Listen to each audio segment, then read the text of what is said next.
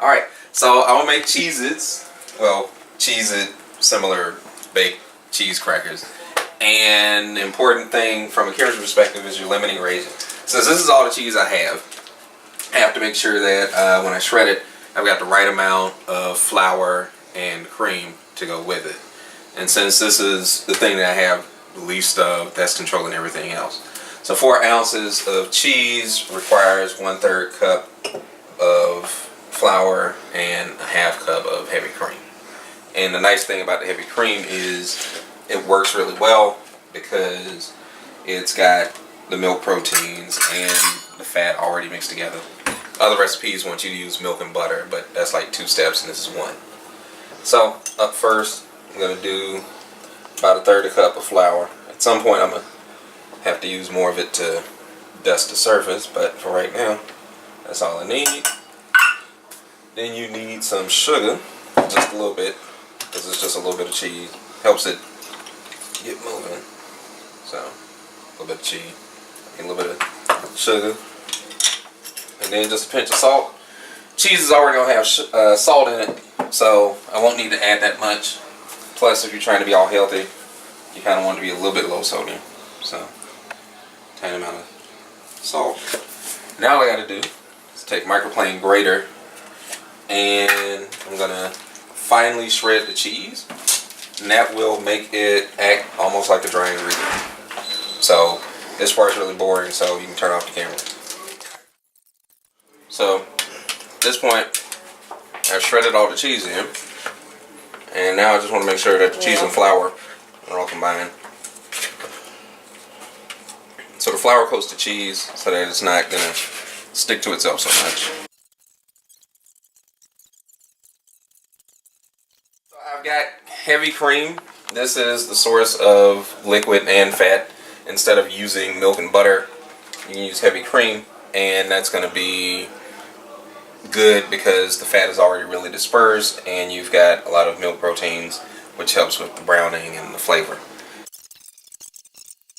What I did here is you got your dry ingredients, which are cheese and flour, and now you got the wet ingredient, and these things just need to combine into a ball of dough.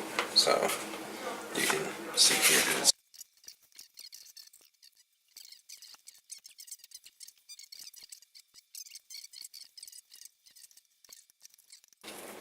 And it's all stuck together. So that's a basic ball of dough. Now comes the fun part. I get to knead it.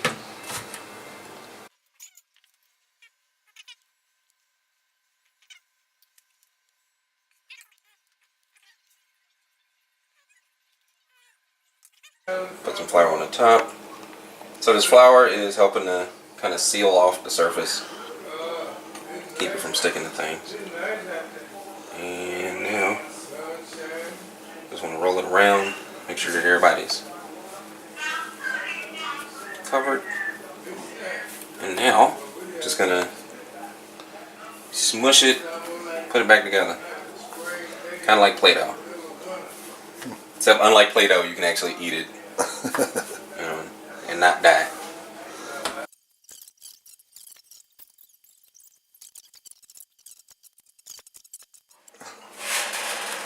Okay, so the trick now is that I'm using parchment paper to line a pan that's going to go in the oven. And the reason I do this first is that I want to make sure that it's going to be enough to cover the surface, because I'm actually going to roll it out onto here. So I take this right here, and I can give it its first mush.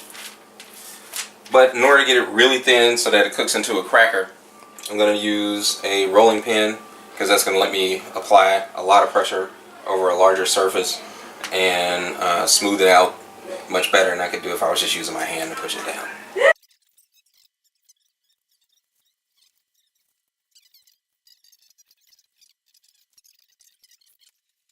Pizza cutter.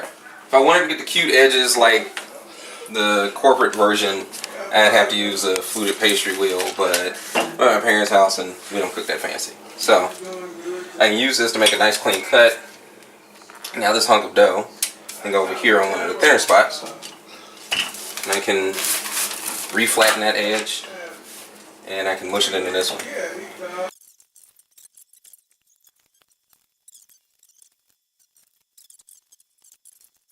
Square enough.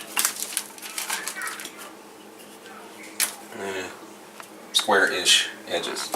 So, last thing before we put it in, got to turn the oven on. You're going to bake it at 375. When it's done preheating, this will go in for about 25 minutes. Depending on your oven, you want to start checking around the 22-minute mark to make sure that things aren't burnt. You just want crispy, not charcoal. So, now that I've got this all set, I'm going to check one last time to make sure that this sits on here well enough. If it doesn't, I can always cut and reposition. So this side's going to lay flat. This side here is kind of sticking up. So pizza cutter. Right. And that'll be a first sheet. So that goes back in with the second batch of dough. Now I know it works. All I got to do is run this through.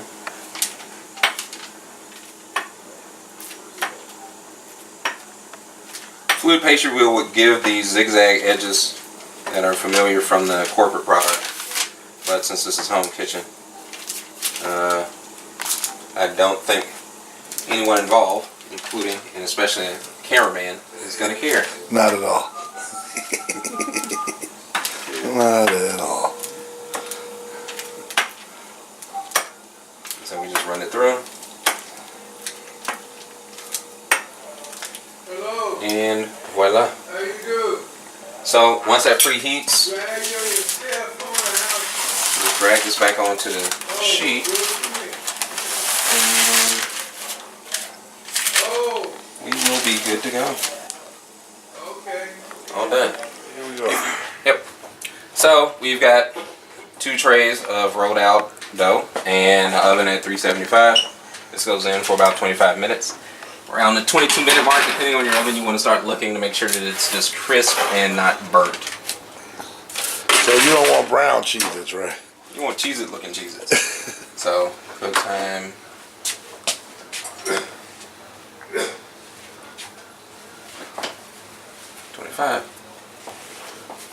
Yay. Here's the finished product.